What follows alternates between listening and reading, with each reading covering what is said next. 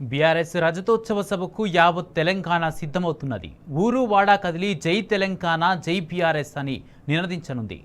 ఈ నెల 27న ఎలకతుర్తిలో కనీవిని ఎరకని స్థాయిలో బీఆర్ఎస్ సభ నిర్వహించనుంది. సిల్వర్ జూబ్లీ వేడుకల్లో బీఆర్ఎస్ అధినేత ఏం చెబుతారనే ఆసక్తి సర్వత్రా నెలకొంది. ఇదే అంశానికి సంబంధించి మరింత సమాచారం ప్రతినిధి వేణుగోపాలరావు అందిస్తారు. 27న జరిగే సభ కోసం టీఆర్ఎస్ శ్రేణులు ఇప్పటికే పెద్ద ఎత్తున ప్రచారం నిర్వహిస్తున్న పరిస్థితి మనకు కనిపిస్తుంది. ఓవైపు వాల్ పోస్టర్లు, మరోవైపు చూసుకుంటే కూడా వాల్ రైటింగ్స్ కూడా ఎక్కడ చూసినా మనకు వాల్ రైటింగ్స్ వివిధ రకాల కలర్లలో అద్భుతంగా కనిపిస్తాయి. ఎందుకంటే ఎలకతుర్తి సభకు వెళ్దాం, చలో ఎలకతుర్తి అనే నినాదాలతో రాసినటువంటి పరిస్థితి మనకు కనిపిస్తుంది. చూడొచ్చు మనం ప్రత్యక్షంగా విజువల్ ద్వారా కూడా.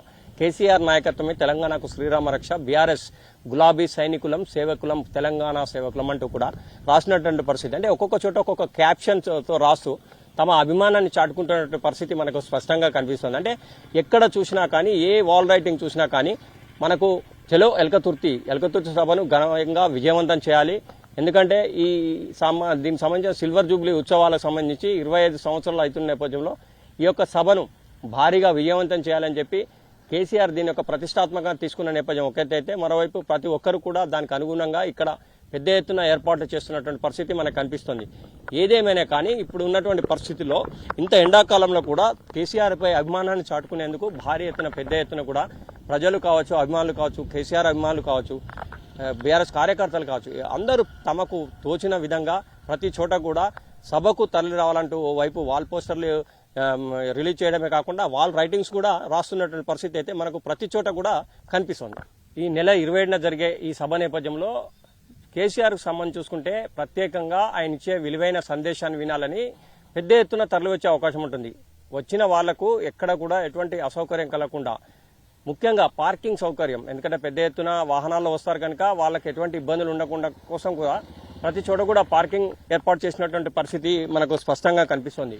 ఇంకోవైపు చూసుకుంటే ఇప్పటికే ప్రతి గ్రామం కావచ్చు, పట్టణాల్లో కూడా దీనికి సంబంధించి ఈ యొక్క సభకు సంబంధించి ఏ విధంగా వెళ్ళాలి అనే దాని మీద కూడా దిశానిర్దేశం చేసినటువంటి పరిస్థితి మనకు స్పష్టంగా కనిపిస్తుంది. ఇంకోవైపు BRS party working president KTR చెప్పిన విధానం ప్రకారం అయితే ఈ సభ తర్వాత కూడా పార్టీ సంస్థాగత నిర్మాణం చేస్తాం, సుశిక్షితులైనటువంటి కార్యకర్తలను కూడా తయారు చేస్తామని చెప్పారు. ఇంకోవైపు చూసుకుంటే తెలుగు రాష్ట్రాల్లో ఎన్టీఆర్ స్థాపించిన టీడీపీ తర్వాత తెలంగాణ అస్తిత్వాన్ని, తెలంగాణ భాష, యాస, సంస్కృతిని చాటుకున్నటువంటి కేసీఆర్ నాయకత్వంలో ఏర్పడిన ఒక బీఆర్ఎస్ టీఆర్ఎస్ పార్టీ మాత్రమేనని చెప్పినటువంటి నేపథ్యం మనకు కనిపిస్తుంది. అంటే ముఖ్యంగా చూడొచ్చు విజువల్ ద్వారా కూడా అక్కడ మనకు ట్రాక్టర్ల ద్వారా చదును చేస్తున్నటువంటి పరిస్థితి.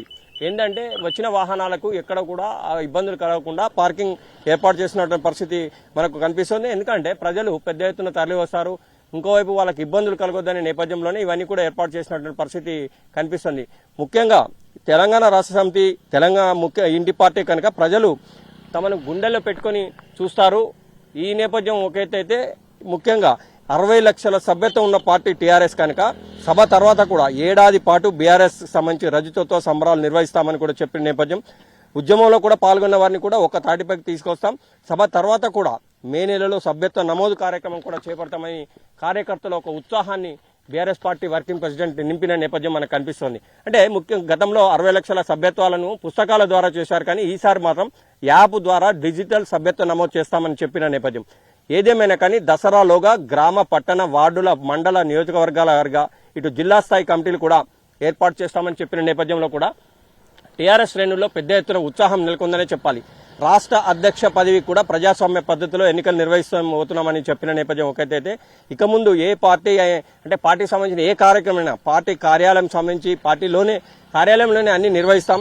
ప్రతి నియోజకవర్గంలో సుశిక్షితులైన 500 మంది ఎంపిక చేస్తాం, పూర్తి శిక్షణ కూడా ఇస్తామని BRS party working president KTR చెప్పినటువంటి పరిస్థితి మనకు కనిపిస్తుంది. అంటే గత 11 నెలలుగా చూసుకుంటే బీజేపీ కావచ్చు, ఇటు కాంగ్రెస్ కావచ్చు, 16 నెలలుగా కాంగ్రెస్, 11 సంవత్సరాలుగా ఇటు బీజేపీ దుర్మార్గ పాలన చేస్తోంది. దీని మీద కూడా ప్రజలకు వివరిస్తాం, సుశిక్షితులైన వారికి కూడా చెప్తాం, అంటే పార్టీలు చేస్తున్నటువంటి అన్యాయం ప్రజలకు వివరిస్తామని చెప్పిన నేపథ్యం. అంటే ఏదేమైనా కానీ ముఖ్యంగా ఉద్యమ పార్టీగా బీఆర్ఎస్ పార్టీ సాధించిన విజయాలు, కష్టాలు, సాధించిన వైనం పైన కూడా, అందుకు చేసినటువంటి పోరాటాల త్యాగాలపైన కూడా శిక్షణ కార్యక్రమం ఉంటాయని, కేసీఆర్ పై కోపంతో మేడిగడ్డ కొట్టుకుపోయిందని చెప్పి ప్రాజెక్టుకు సంబంధించి 370 పిల్లర్లు, 3 బ్యారేజీలు, 19 రిజర్వాయర్లు, 21 పంప్ హౌజులు, ఆ 10 కిలోమీటర్ల సొరంగ ప్రవాహ కాలువలు ఉన్నటువంటి ఈ యొక్క ప్రాజెక్టు సంబంధించి ఒక తప్పుడు ప్రచారం చేసి ఈరోజు చెరువులు, కుంటలు మరియు ప్రాజెక్టులన్నీ కూడా ఎండబెడుతున్న కాంగ్రెస్ పార్టీపై కూడా తాము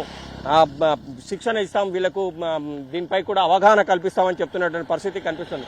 ముఖ్యంగా BRS party working president KTR తన ఆవేదన వ్యక్తం చేసిన ప్రతి చోట కూడా చెప్పిన విధానం ఏంటంటే 27న సభ జరుగుతోంది, తప్పనిసరిగా రావాలి.